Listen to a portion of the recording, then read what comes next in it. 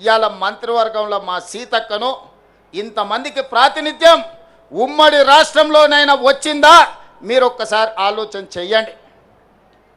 ఇవాళ మిత్రులారా, బట్టి విక్రమార్క గారు మా మిత్రుడు, ఉప ముఖ్యమంత్రిగా సమర్థవంతంగా ఈనాడు పని చేస్తున్నాడు. సిఎల్పి లీడర్గా ఉంటే ఓర్వలేక హోదా తగ్గించి ఆయనను అవమానించే విధంగా అవమానకరంగా సిఎల్పి నాయకుడిగా తొలగించుకున్న చరిత్ర కళ్ళ ముందలనే ఉంది కదా. వారు బడ్జెట్ పెడితే ఆ బడ్జెట్ను అవమానించే విధంగా ఇవాళ మాట్లాడుతున్న వాళ్ళని చూస్తున్నాం కదా. అంటే ఒక దళిత బిడ్డ ఆర్థిక మంత్రిగా ఉండకూడదా?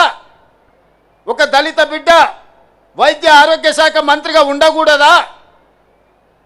ఒక దళిత బిడ్డ విద్యుత్ శాఖ మంత్రిగా ఉండకూడదా? మీరు ఒకసారి ఆలోచన చేయండి.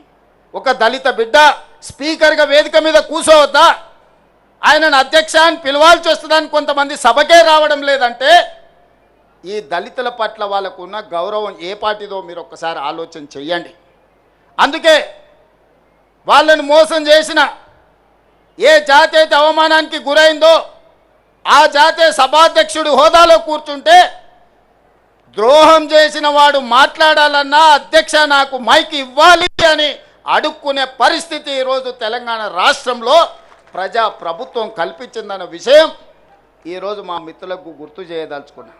చాలామంది మా పిల్లలు ఉన్నారు ఇక్కడ. ఉస్మానియా యూనివర్సిటీ 110 సంవత్సరాల చరిత్ర ఉన్న ఉస్మానియా యూనివర్సిటీకి ఏ ఒక్క రోజైనా మీ జాతివాడు 110 ఏళ్ళల్లో వైస్ ఛాన్సలర్ అయ్యిందా? మీరు ఒకసారి చెప్పండి. ఇవాళ ఉస్మానియా యూనివర్సిటీ వైస్ ఛాన్సలర్ ఎవరు? అంబేద్కర్ యూనివర్సిటీ వైస్ ఛాన్సలర్ ఎవరు? ఈరోజు ఎలక్షన్ కమిషన్కు ఎవరున్నారో మీరు ఒక్కసారి ఆలోచన చేయండి.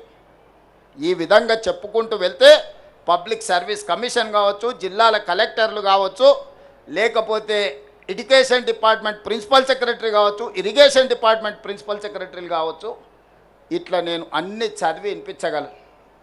ఇదంతా ఎలా సాధ్యమైందయా అంటే మీరందరు కష్టపడి, మీరందరు కొట్లాడి, మీరందరూ నిలబడి 2023 డిసెంబర్లో ప్రజాప్రభుత్వాన్ని మీరు తెచ్చుకున్నారు కాబట్టి ఇవన్నీ సాధ్యమైనవి. ఈనాడు వీళ్ళందరి కళలు నెరవేర్చడానికి సంపూర్ణంగా ప్రయత్నం చేస్తున్నాం. 10 ఏళ్ళు ప్రభుత్వ హాస్టళ్లలో చదువుకునేది ఎవరు? ఎస్సీ, ఎస్టీ, బీసీ మైనారిటీల పిల్లలు. ఎన్నడన్నా డైట్ ఛార్జెస్ పెంచినరా 10 ఏళ్ళల్లో? కాస్మెటిక్ ఛార్జెస్ ఆడపిల్లలకు తల్లిదండ్రుల దగ్గర నగదు లేదు. ఆడపిల్లలకు కనీసం కొడుకోవడానికి సబ్బు బిల్లకు పైసలు ఇయ్యలే ఆ ప్రభుత్వం.